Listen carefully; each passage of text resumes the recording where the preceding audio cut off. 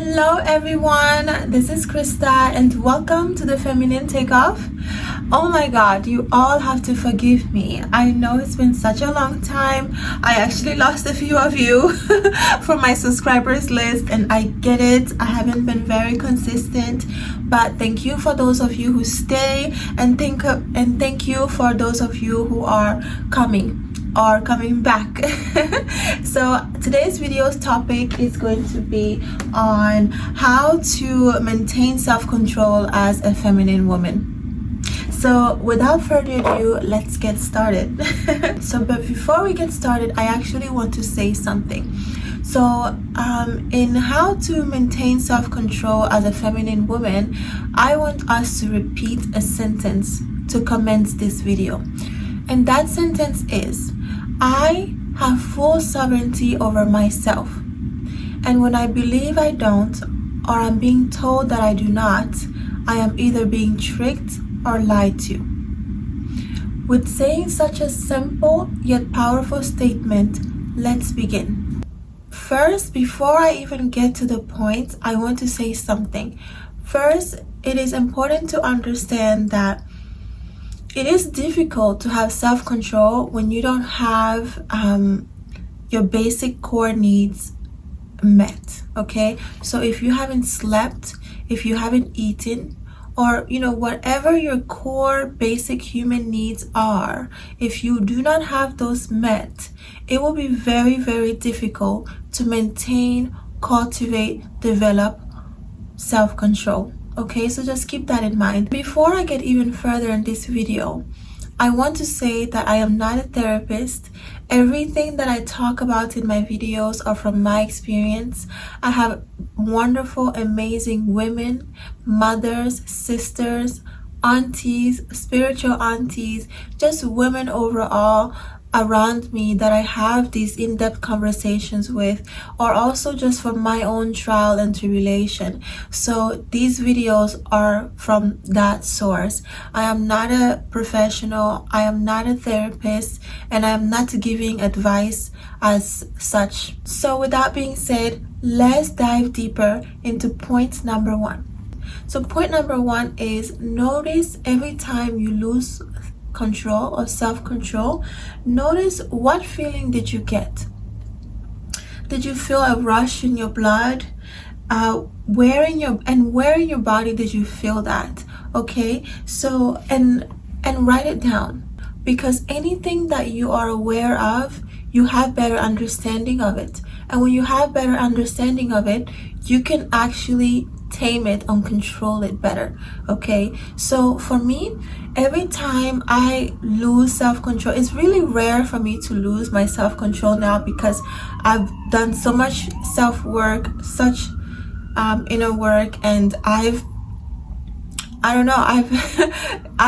the peace that I have in me, I've cultivated so much to the point where I don't even think I cultivated it. I think I've tapped into the source of God with it. Like, God put this kind of peace and stillness in me that is really, really, really difficult to yank me out of it. Okay, but sometimes I do get yanked out of it. So when I do get yanked out of it, one thing that I notice is when I'm getting that feeling of losing self-control, oh my god, excuse these sirens.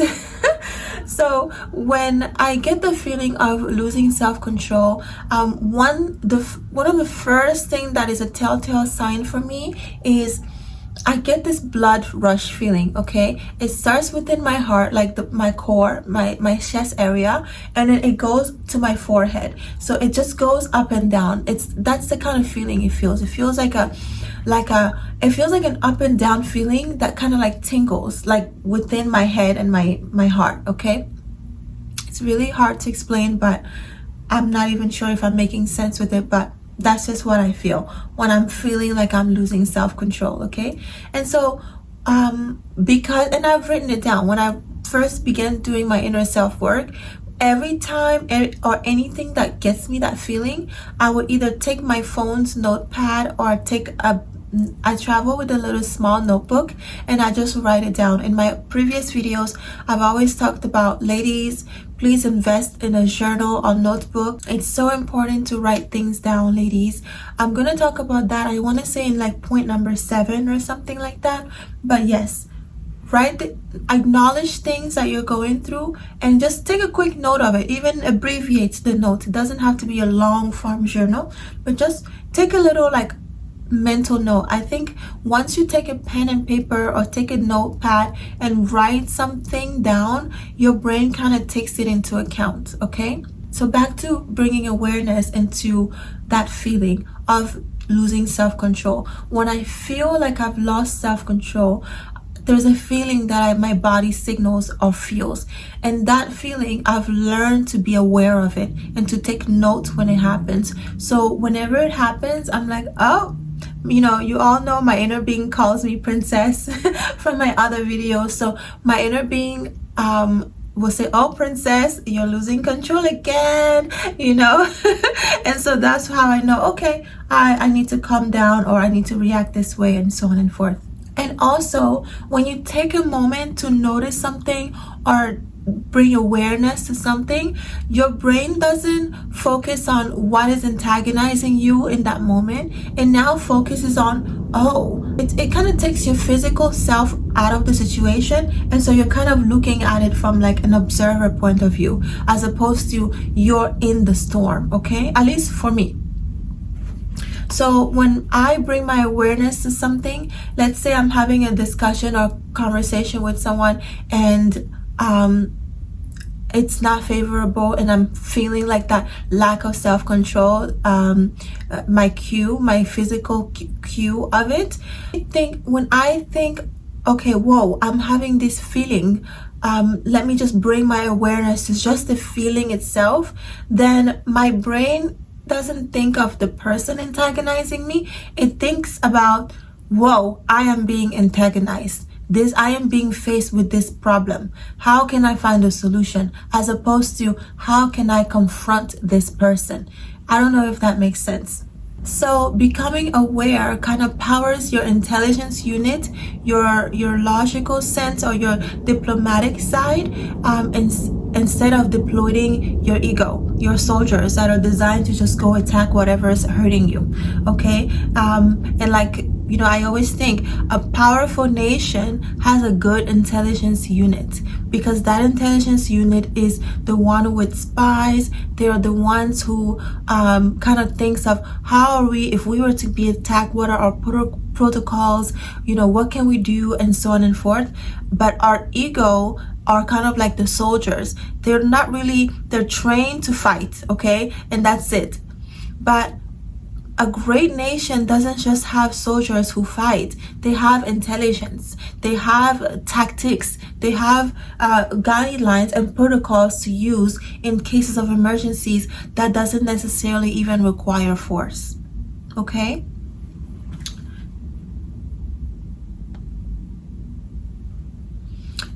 So that way you're not just raging blindly with your ego. Your intelligence unit is saying, how am I going to make this situation optimal?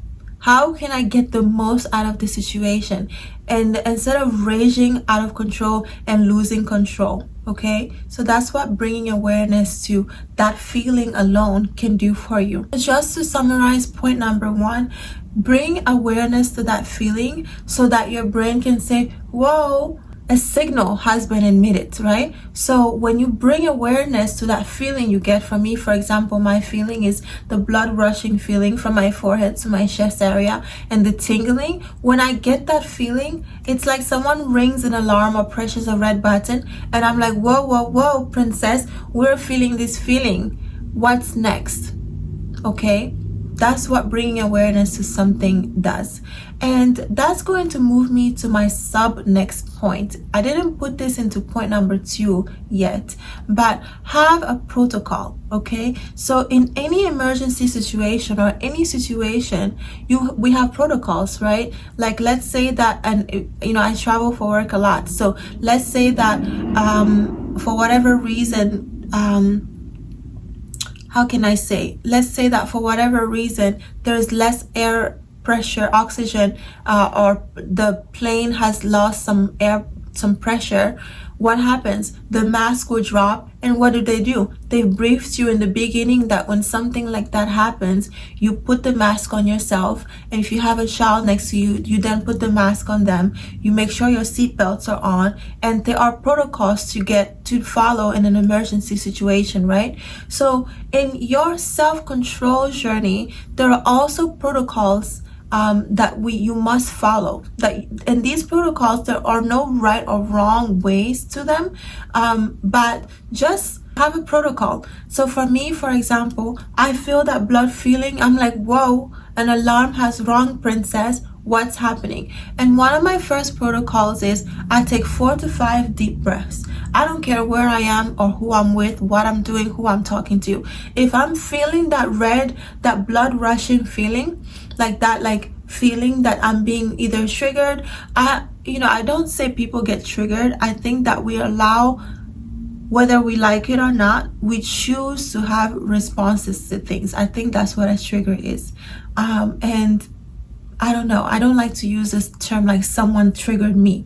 I don't think anyone has that much power over me that they can just trigger me like that. If someone's triggering me like that and they have that much power, we have a bigger problem at hand. And I don't think so.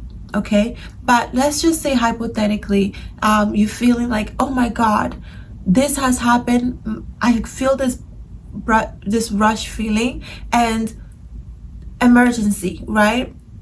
I'm losing self-control. Well, what happens is my protocol is I take 4 to 5 deep breaths. If I'm speaking to someone or I'm in a situation where I have this feeling, I take 4 to 5 deep breaths. First, of course, if you're in a serious emergency situation, don't stand there and take some deep breaths, okay? Go do what you have to do.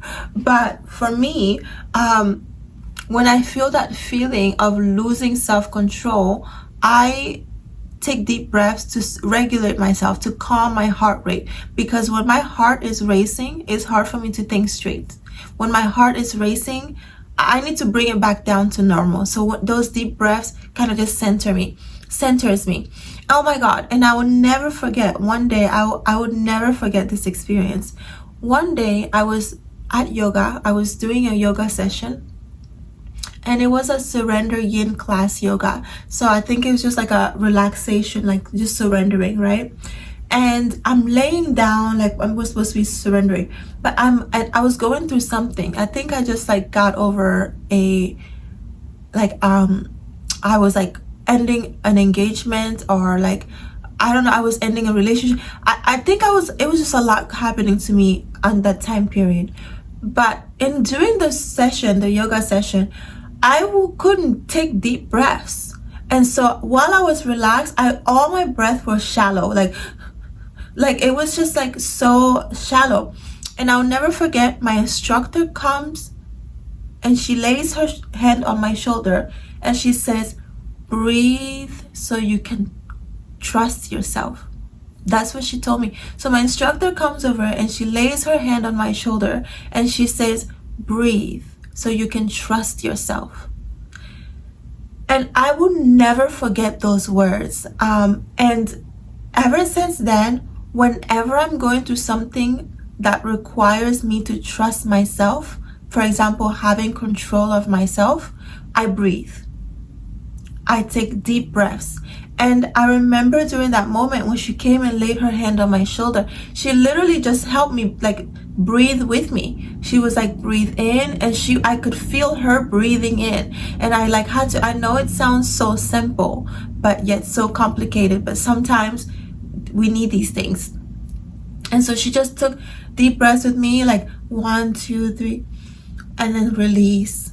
I didn't realize, but I think it was so intense that I felt a little emotional, and like I shed some tears a little bit.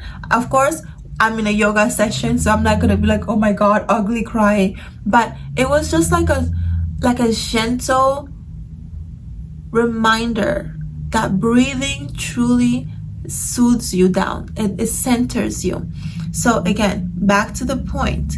Whenever My protocol is when I get that rush feeling and I feel like I'm losing self-control, I'm taking deep breaths, 4 to 5 of them, okay? If I'm talking to someone and I get that feeling, I'll say, please excuse me. Or if I can't make it obvious, let's say like I'm at work or in a professional setting, or somewhere where I can't like obviously go and say, I can't do that. What I would do is while they're talking to me, I'll just stop talking completely, and I'll look at them and I'll go,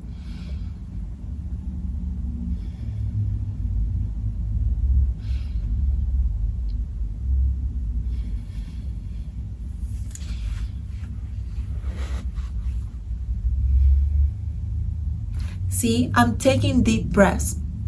And sometimes while I'm doing it, I might even smile at the person. So let's say I'm facing someone or a situation. I will just, while I'm taking my 4 to 5 deep breaths, like, sometimes I will smile a little bit or chuckle like this.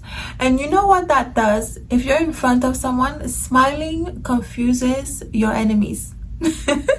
Okay, maybe not enemies, but smiling really confuses people who are, especially people who are trying to get a reaction out of you and they're not getting that reaction. When you are taking your deep breath and you're calming yourself down, your heart rate and everything, you're also, and you're like letting a pleasant smile, they get confused. They might even think, oh my God, this person might be crazy. What are they cooking? You know what I mean? So take a moment to breathe deeply. And a bonus in point number 1, before I wrap this point on, I think I rambled on a little bit too much on this point, is do not start a protocol without asking yourself, is this true? Okay, so what I wrote down here regarding this is, bonus, don't start a protocol without asking yourself, is this true? Did the red button, my alarm system, get accidentally pushed? This emergency I'm about to act upon, is it real? Okay, and if I cannot answer that question within 5 to 10 seconds, I will quickly and politely excuse myself to the ladies' room, to a nap, or to whatever place I can to center my thoughts. I'm very guilty at doing this. I think I noticed that I did it blatantly. I was having a conversation with one of my girlfriends, and we were talking about something. She didn't mean to offend me. She was just trying to like soothe me in this situation that I was venting to her about, right? But she said something that didn't relate to the topic, and I don't think she maybe understood what I was saying, so she responded to her misunderstanding. She misunderstandingly responded to what I was saying, okay? And when I felt like not comfortable, so instead of like explaining myself and potentially having a disagreement, a discord in my friendship, and I care about every single friend I have in my life are there for a reason, and I love and cherish and respect them deeply. So I like to choose my battles wisely with my friends. It's very rare to see me disagreeing or bickering with my friends unless it is for our advancement, okay? So instead of having a discord with my friend, in the middle of her telling me this thing that was very unpleasant for me to hear, I was just like, oh my God, you know what? Please excuse me, I have to go take a nap. In the middle of it. And I politely got off the phone and I went and I took a nap. I set my alarm. You all know I'm a napper. I think in one of my previous videos, I mentioned napping. I nap, okay? I have no shame in napping. I will find a table in the middle of nowhere. If you give me a blanket and a pillow, I will sleep under it. I nap, okay? So I set my alarm, I took a nap. And when I woke up from a nap, I called her and I say, hey, my dear, please forgive me. I just really needed a nap. And then we carry on to our conversation, and then we brought the topic back up again. She explained herself better. I explained myself better. Situation solved. So what all I'm saying is, before you dive deep into your protocol, what to do, how to respond, first ask yourself, is the situation I'm creating in my head about this, is it real? Am I about to sound my alarm system for something that's not even real? Ask yourself this. This is very, very important. I personally do not deploy my emergency services for no reason. Okay, I don't rush my deep breaths. I don't like rush myself to a nap, or I don't do anything to deploy my protocol designed to keep my self-control unless I am trying to keep my self-control. That's it. Point number two that I wrote here is, understand what it is to have self-control and understand what it is to lose self-control, so that you can understand what it is to, when you've lost self-control, you can understand exactly what that feeling feels like, pinpoint it and say, no, I don't like that. This is what that felt like that last time I lost self-control. We're not going back on this road again. Simple. So I wrote here, think of yourself, your life, and your behavior as an aircraft, okay? And in that aircraft, there are always two pilots. I'm not talking about like military airplanes. I'm just talking about like a simple aircraft, okay? They are designed to have two pilots, most of them, okay? So the two pilots in your life represents your body and your mind. And I wrote here, at all times, one of the two pilots always has control of the aircraft. Someone has to always be in control flying the aircraft. And you always need to know who at all times. Okay, so I wrote here, switch of controls. What does that mean? So I learned this in school a little while ago, but so when two pilots are flying an airplane, one pilot is always flying the airplane. It doesn't matter if they're both very qualified. There's only one pilot in command at all times, okay? So in case like an emergency happens or something happens, they'll ask you who is in command or who's the pilot in command, and you need to know who it is, okay? Both pilots in the cockpit or in the aircraft need to know at all time who that pilot in command is. And the co-pilots, the person in like the other pilot essentially is aiding or at ease, or they're aiding flying the aircraft, okay? But they're not interjecting with the pilot who has the controls, and at all, under no circumstances, unless it's in a big emergency, okay? And even then, they have control, safe control, switch of controls. What that essentially means is, let's say I'm a pilot, and next to me, you're next to me, and you are my co-pilot, or we're both pilots, right? But one of us always have to have control of the aircraft. So the person in control of the aircraft has the controls. Let's say it is you on the side of me, and you want, for whatever reason, give me the control of the aircraft, whether you need to look at some paperwork, or you need to step to the bathroom, like the restrooms, or you need to blow your, whatever the situation is, you don't have control of the aircraft, okay? To let me know of that, you will say, you have controls. Krista, you have controls. And I will say, I have controls. The other pilot has to say, I have controls. And then the pilot who gave the control has to say, you have controls. Okay?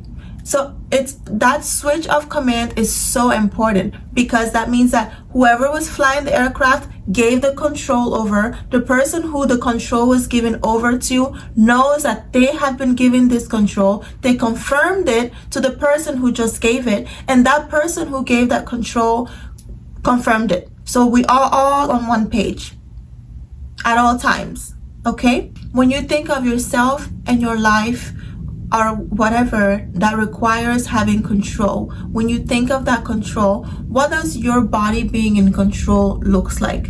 For me, it looks like breathing, okay? Yes, your brain tells your body to breathe, automatically, right? But it is my body, my lungs that are doing the deep breath, okay? So when I'm breathing my body, I think, okay, so I'm breathing in and I'm breathing out. That is an act that my body does. At least that's how I see it.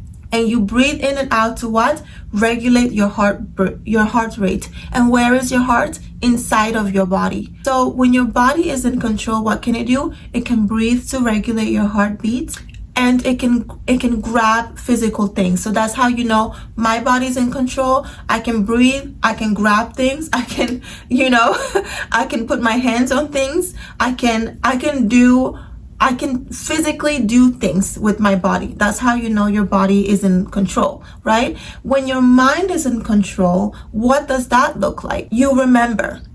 Okay, so when my mind is in control, I remember things that only my brain can remember. I can't tangibly touch my brain, right? But I can go into the archives of my memory. So when I feel myself losing control and I know that my mind is in control, I'll remember that podcast I listened to about self-control. I'll remember that book I read about, thinking before reacting. I will just remember and tactfully use my brain to recall information that can lead me back into control of myself. If you have a therapist, or if ever had a therapist or counselor, or your pastor even teaching you about self-control, or someone over talking about self-control, when your mind is in control, this is the information. So when your mind is in control, it brings you information. It brings you to recall advice that you can use to tame whatever situation is at hand for you to regain your control or maintain that self-control. So, for example, for me, I recently read this, not recently, like a few years ago, but I recently reread it. I read this book called Never Split the Difference by Chris Voss. And oh my God, this book has changed my life in making deals, in friendships, in just being tactful and diplomatic, okay? It's a great book. I recommend it. But so in this book, I recently experienced something work-related. I was drafting a contract because I'm a contractor, kind of, like I contract myself for different companies or events, and so I have to talk about money, like salary, like payment. I have to talk about things constantly because I don't have a full-time job. So every job I do, I'm constantly discussing pay, duties, whatever. So I recently was talking to someone, and they gave me an offer for a job, an event that I didn't agree on. And the way they went on about giving me this offer, they told me the offer, and after they told me this offer, they were like, well, if you don't want it, we can just choose somebody else. And I knew that was not accurate because the client they were working with chose me, and that client specifically wanted to work with me. And I knew that was accurate because the client they're working with chose me, and I knew that client specifically only wanted to work with me. And I knew, but they didn't know that I knew that information. And they also wanted to make it seem like, well, if we tell her we'll choose somebody else, she'll just take this rate that she doesn't want because maybe she doesn't want another person to get booked for the job, right? And the way it was, the attitude behind it, and I had to be very diplomatic because I have this awful habit. I have this awful habit about me. When I don't like something, I exit stage to the left very quickly, right? But I had to be diplomatic in a way that it made it seem like they were the one who didn't want to work with me. I really wanted to work with them, but if they couldn't meet the rate I needed, then I can't work with them. And if for whatever reason I took their client, well, I really wanted to work with them, but they couldn't meet my offer. So I had to work with this client because now this client really wants to work with me. I'm not gonna probably work with the client just because it's a messy situation, and I don't like to bring myself into messy situations like that. It's not worth it for me. But anyway, while I was having the interaction, I felt my blood. I felt that feeling that this person was trying to disrespect me. It was just the way they were interacting with me and speaking to me. And so I told myself that my mind had controls. I did a quick control switch and I said, mind, you're in control. My body was not going to be in control further. I mean, I took my deep breaths, but I knew that if my body was in control, I would have snapped a finger in their face. I don't know. I'm just kidding. I don't do that. But I don't know. I didn't want my body. Usually my body is rarely in control when I'm doing business deals or when I'm doing professional interactions. Usually it is my mind. So I just quickly remember, okay, mind is in control. What does that look like? Chris Voss's book, Never Split the Difference. There it is. I bring it out. So I think at that time I just told them, thank you so much for your generous offer, but it just doesn't work for me. And I would really love to work with you, but this offer really just doesn't work for me. Okay, so again, that's just a simple example of how to understand the control of your life. So you're the pilot, your brain, your mind, and your body are pilots inside of your life, the aircraft representing your life. So at all times, because I know my mind was in control, if my body wants to do something inappropriate with my hands or anything, that wouldn't happen. Why? Because my mind is in control. I don't snatch control from my mind, okay? That would be like a pilot being in the cockpit, one person having the controls, and the other pilot who doesn't have the control snatching the controls from their hand with no,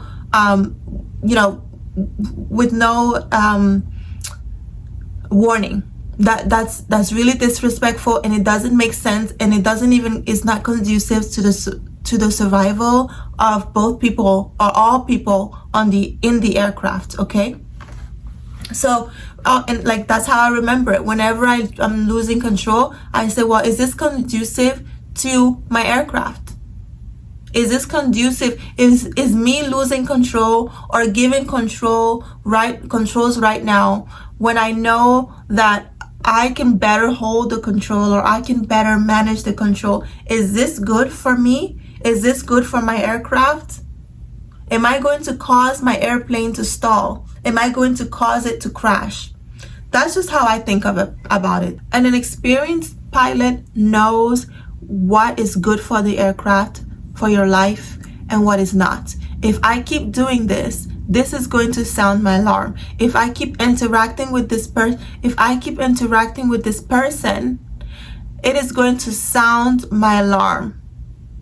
Do I want my alarm to be sounded? No. Do I want my plane to go down? Do I want my plane to stall? No. So what does that mean? I'm gonna act accordingly with my self-control. So you are the pilot of your life. You need to know what will stall your plane. And here with Feminine Takeoff, this channel was very intentionally made and named. Okay, so Feminine Takeoff, ladies, you are in control. You are the pilot of your life. Okay, you are the pilot of your aircraft. So what does that mean? That means that you are in control. So you have self-control. If you don't have it, somebody else might, and this somebody might not be equipped to fly your plane. And you know, for me, my body can react as a first officer, as a co-pilot, but my brain is always the captain. My brain, and this is how I maintain self-control. And my brain, I always have my brain can be diplomatic. My brain can remind itself to breathe. It can remind the body to breathe. Okay, so my brain is always the captain, unless other very rare situations is my body in full control of this aircraft, of the aircraft representing my life. Very rarely. Okay, and point number three is a feminine woman does not rush. I've talked about this before and I will talk about it again. What is the first thing people usually say when they've lost control? They say something along the lines as, I don't know, this happened so fast. This all happened so quickly. I just lost it. I just reacted so quickly. Why? Because you're allowing yourself to be rushed, or you're rushing yourself. A feminine woman does not rush. Every time I have a discussion with someone and I can feel myself getting uncomfortable, I'll start stalling the conversation. I'll say, excuse me, will you repeat that for me one more time? What do you mean by that? And so every time I do that, I'm kind of buying time to process what it is I'm doing in my interaction with them. If someone's coming to me and they're disrespecting me for whatever reason, or they're doing something that I'm interpreting as disrespect, well, if I'm stalling the conversation, then I can say, okay, are they disrespecting me, or am I relating this to like one of my childhood traumas or one of my boundary traumas? Are they disrespecting me, or am I hungry? Are they disrespecting me, or is whatever the situation is, right? So the only way you can truly assess the situation is when you take your time. And someone who knows that you take your time will not try to get over on you. People who get over on people use speed. You would talk to someone and they're like, okay, I want you to do this really quickly. Just come here. Just come now. Do this quickly. You would talk to them, and then whenever you try to slow down, they don't like it, or they'll try to speed you up, or they'll just leave you alone. That's why. People who are trying to take advantage of you want to rush you into it. No one, because once you take time to process what's happening, you're going to say, wait a minute, this doesn't sound right. Anyone who wants a haste decision out of you is trying to control you. Slow down. And you have the right to remain silent. Being silent is a part of slowing down. Sometimes I interact with different people at work, and sometimes people will come to me and they will say like, oh my God, like I need this information, or I really need this. And then like they wouldn't give me, like, there are sometimes information that I need from them, but they wouldn't give me that information. They'll just say, I need. I slow down. Sometimes I even ask them, how are you today? Depending on how they answer me is how I'm going to treat them in the following steps of my interaction with them. So if I say, how are you today? And they're like, oh, I'm good, but I'm just frustrated about this. I'm like, okay, they're frustrated. This is how I interact with them. If they're like, they don't even answer and they just keep throwing what they have on me, I shut down in front of them. Not like unintentionally shut down, but I slow my pace down so they understand that if they're interacting with me, they either calm down and explain to me what's happening, or they can just go talk to somebody else, because I'm not going to ruffle my feathers to help them or to interact with them. Slow down, feminine ladies. Slow down. Feminine entities, when you slow down, you are less likely to lose self-control. I promise. Like, I don't want to say 100%, but at least 90% of the time, when you slow down, you will be able to understand, dissect, and see situations from the outside point of view. Truly.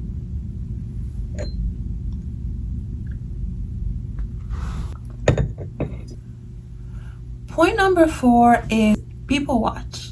Okay? Sit down and people watch. And look around you and watch people lose self-control. And what does that look like? Okay, you ever saw someone coming out of an argument or a fight or something, and you see them, they look disheveled, there's that little white foam around their mouth, the corners of their mouth, they just look a little bit crazy, okay, or maybe a lot of it, just unhinged. People watch and conclude what they look like before and after. Notice that white foam in the corner of their lips, they have like really heavy breathing. They might even be arrested.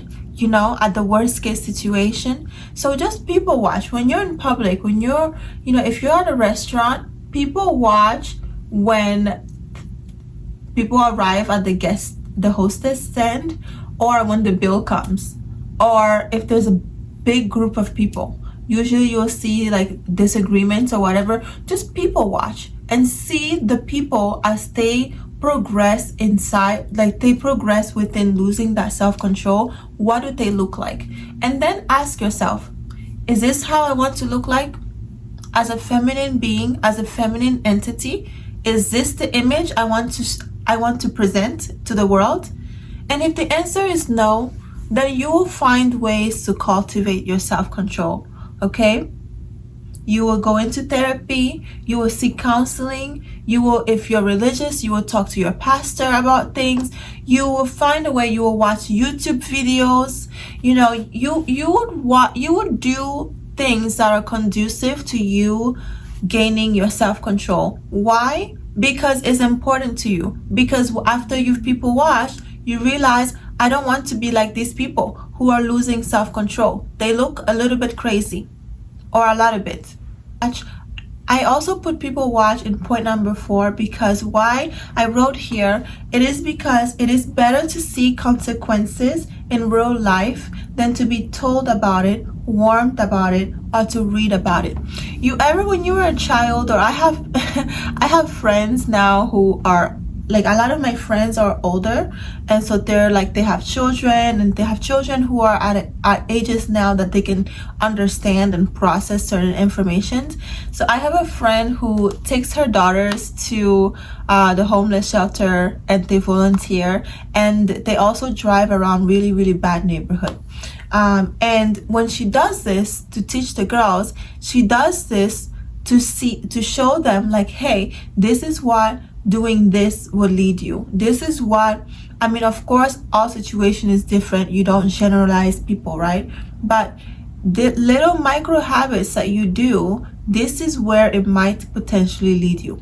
Okay, so when people watch, that's essentially what it's doing. You're kind of raising and training yourself that when people watch and I see people lash out and act crazy and lose control, and they're not able to control themselves, especially for women, and when people watch and I see how they are, I realize, oh, that is what might happen if I ever were to lose self-control. Maybe not that scenario or that situation case by case, but you have an idea, a gist of something. And point number 5 is going to be, ask yourself where, what, how, and when. Okay, and what I mean by that is, those are just simple questions that lead to simple answers that you need to be asking yourself. So for example, how does lack of self-control benefit me?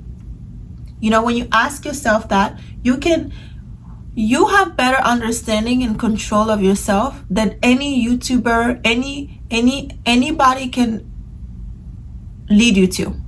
Okay, of course, when you go to a licensed professional therapist, they know things that can slowly and patiently guide you, but ultimately you are in control. So when you ask yourself, how does losing self-control benefit me? Well, it might not. Maybe it does. It could, if you're acting like you lost self-control. Maybe it could in a very controlled environment. But when you ask yourself, how does losing self-control benefit me? Then you have your answer. And a where question. So the where question is, where does the lack of self-control take me? Does it take me to jail? Does it take me to lack of friends? Does it take me to an unpleasant situation or scenery? Okay, if the answer is not favorable to you, well, then now you know why you should have better self-control, and now you know how you can better cultivate self-control, you see. Okay, another question, what does self-control get me? Because maybe it gets you something. Maybe not having self-control gets you something that might be good. It's hard to say. But unless you're able to fully answer that question for yourself, you would never know now, would you? And when? And when would I learn to control myself? When I've had enough? When? So that's what I mean by ask yourself what, when, how, and where questions. Okay? It really helps you better equip yourself, understand yourself, and understand the reasoning behind something. Okay, you can say I want self-control, but if you don't know why you need self-control, where it takes you, what self-control looks like, what self-control gets you, well, you might not be going anywhere. It would just be a dream, a desire. But when you ask yourself these simple questions with simple answers, you're now able to cultivate and say, why do I need to have better self-control? This is the reason why. Now I'm going to get it. And point number 6 is seek help. Seek help. Okay? Find a therapist, a counselor, a pastor, in a work, self-help books, YouTube videos, a source, a resource, something. Seek help. Self-control and self-management. Nowadays, if you are enrolled in college, I don't know, my university girl, my uni girls, when you're enrolled in certain courses, you have self-control, like communication classes. Like I remember a few semesters ago, I took a communication class, applied communication or something, and one of the books inside of it was stress management. Okay, but it was because of what I was studying, but still. Okay, seek help. You cannot cultivate self-control without resources. So seeking help gets you those resources, feminine beings. And point number 7 is write it down. What do I mean by that? Well, I'll tell you. When you write things down in real time or close enough or carefully or intentionally, you can reevaluate the situation. Okay? I wrote here, you can fully reanalyze them in real life. For example, science projects.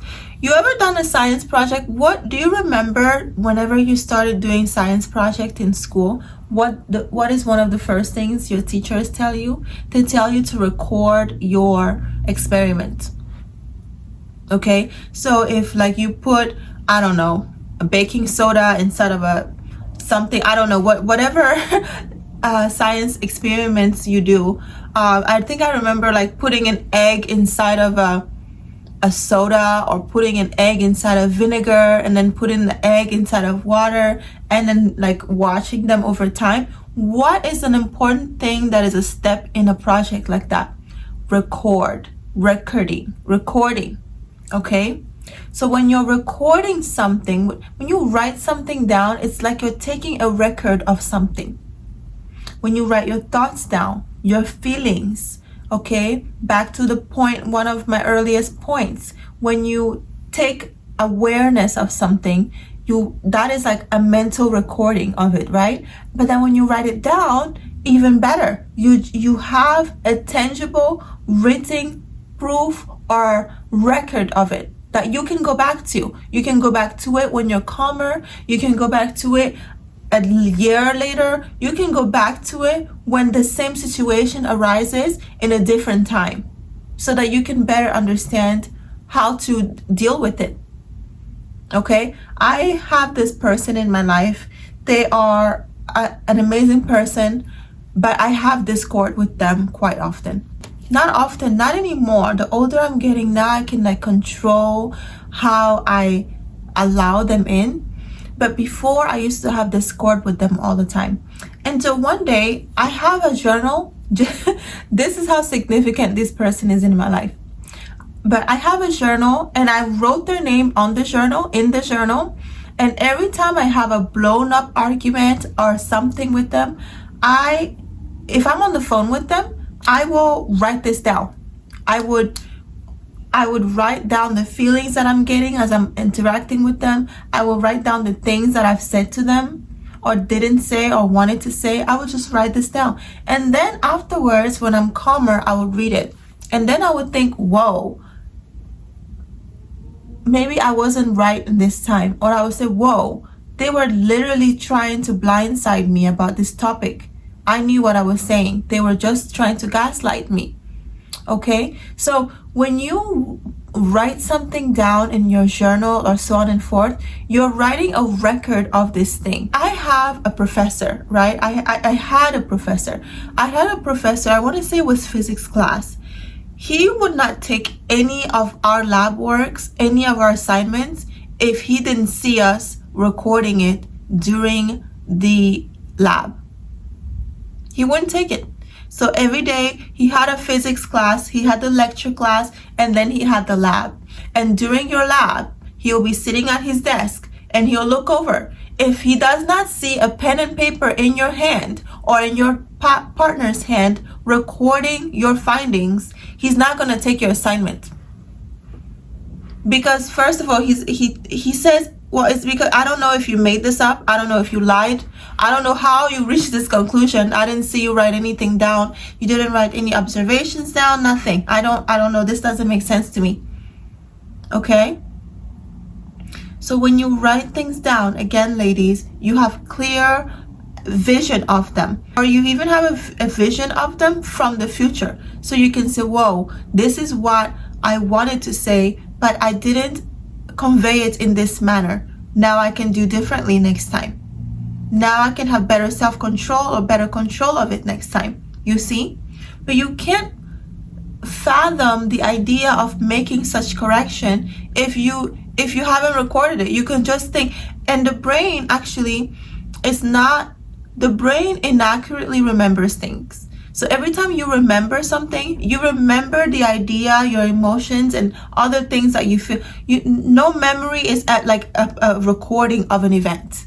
Every memory we have is like other factors go into it. Your emotions, your idea about it, your childhood trauma, all other things go into it. So when you don't real life record or write things down, whatever you're remembering is a little bit false. Okay, or a little bit or a lot of it. And point number 8, my final point, is self-accountability. Okay, self-accountability is one of the most important thing in your self-control journey as a feminine being. If you do not have self-accountability, it would be very difficult to have self-control. Why? Because you can't control something you don't even feel accountable for. You cannot. So for example, if you have self-accountability, you can honestly say, you know what? I didn't like how I handled myself in this situation. Okay, I had a situation with a dear member of my family, someone that I really love and cherish so much. And I was going through something during this interaction with them. And I always like to lead and proceed with love and compassion with everything I do in my life, even professionally. I can be very rigid and strict in many ways, but I also love approaching a situation with compassion. It is a core of who I am. And when I'm not being compassionate, I am not being myself, or the true version of myself that I love, cherish, and respect. Okay? So during the disagreement with this family member, I didn't have any compassion. And of course, I got to the conclusion and the results that I wanted, but they left feeling so sad. They were devastated. And after I got what I wanted from the interaction, I also felt really sad and devastated. Okay? So what I'm trying to say, bottom line, is when you have accountability, so I had accountability for myself and how I would like to handle situations. So I called them up and I said, hey, listen, I would like to apologize. And I didn't like how I handled myself in this situation. If you could find it in your heart to forgive me on how I treated you and in this situation. And you know what they said? They were like, you were right. And I said, it's not about being right. It's about how I handled you despite me being right. I didn't like that about myself.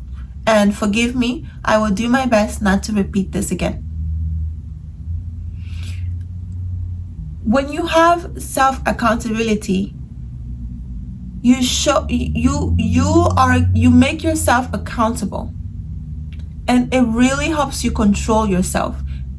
It helps you control your relationships.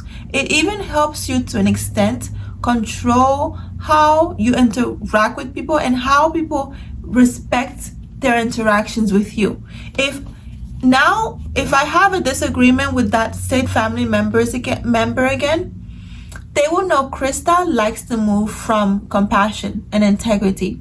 So if we're having a bad discussion right now, because I trust Krista, because she came to me and expressed her sadness about how she handled me in this situation, I know that our next disagreement, she loves me.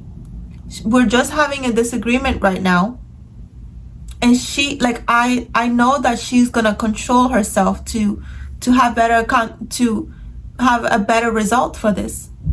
And feminine entities, I want you to say this line. I wrote it down, and it says, just because something demands my reaction does not mean it will receive it outside of my control. If I do not have control of my reaction with something, whatever this thing is that needs my reaction is not going to receive my reaction. Period. We're just going to have to go sleep on it and come back to it, because it's not happening. It's not. I also wrote here, another part of accountability is to only hang around people who require self-control in their personal life. What do I mean by that? In their personal life or in their lifestyle. And what do I mean by that? I have friends who have so much to lose. They are lawyers. They are going to school to become judges. Okay? They have businesses. They run other people's businesses. They have such spots or places in their lives or in other people's lives that if they lose control, it's not good. And so why am I adding this in a point? When you're around people who cultivate self-control, who have a lot to lose when they don't have self-control, you start to learn from them. But if you're around people who are like, I have nothing to lose, my job doesn't require me this, I don't care, they can fire me whatever they want, I'll just get another job. Like, if you're around people who do not have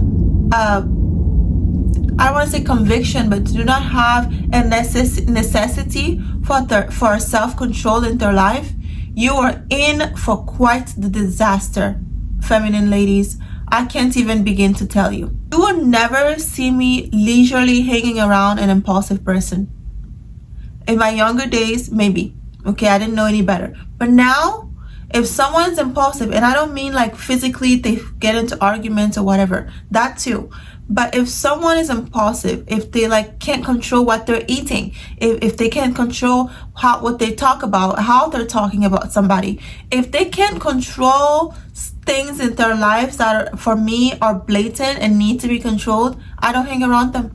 I don't need that kind of negativity rubbing off on me. My mother used to always give me this example. She used to say, if you put a bad tomato in a bowl full of good tomatoes, they're going to spoil. So if you put yourself, and you're a good tomato, or you want to be a good tomato, and you put yourself around other bad tomatoes, guess what is going to happen? You will become rotten, just like them.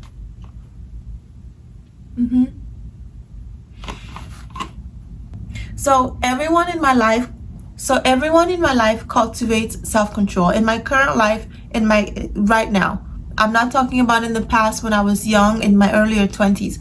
Now that I'm in my late 20s, everyone who I choose to be with, not professionally because I can't control who I'm around at work, but anyone in my personal life has self-control. I have friends who are mothers, okay? So if they lose self-control, they do something that caused them to lose self-control, now their children are at stake.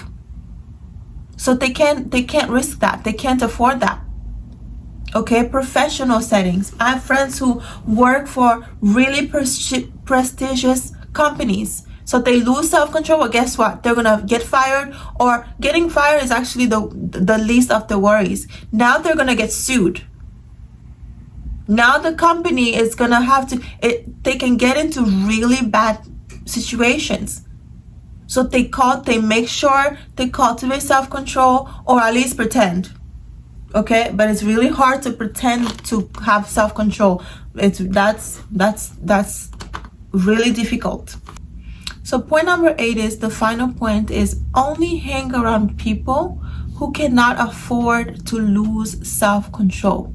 They cannot afford losing self-control and reaping the consequences of not having self-control. Only those people can you learn from. Only those, and those people will hold you accountable. Those people, imagine you have a friend who's a lawyer who cannot do anything to get disbarred, and you're talking about, oh my God, I went over there and I punched her in the face because she told me something stupid. Well, that friend is gonna start looking at you crazy, like, oh, I can't go out with you, sis. You know, they're gonna look at you like, oh, I can't hang out with you, because then you're gonna pull me into this, and then I might get disbarred, or I might get this consequence. No, thank you. If they care about you, they'll say something. If they don't, they'll just drop you. Before I wrap this video up, I just want to say a small little bonus that I wrote here. I wrote, try not to make a scene. The less scene you make, the better in control you are. I know we live in a world where the world says react, do and say whatever you want, but that's not true. We are feminine beings who decided to self-improve, to cultivate ourselves, and to cultivate self-control. Some of us own businesses, some of us run businesses, some of us are thinking of owning businesses, and some of us are somewhere in between that, okay?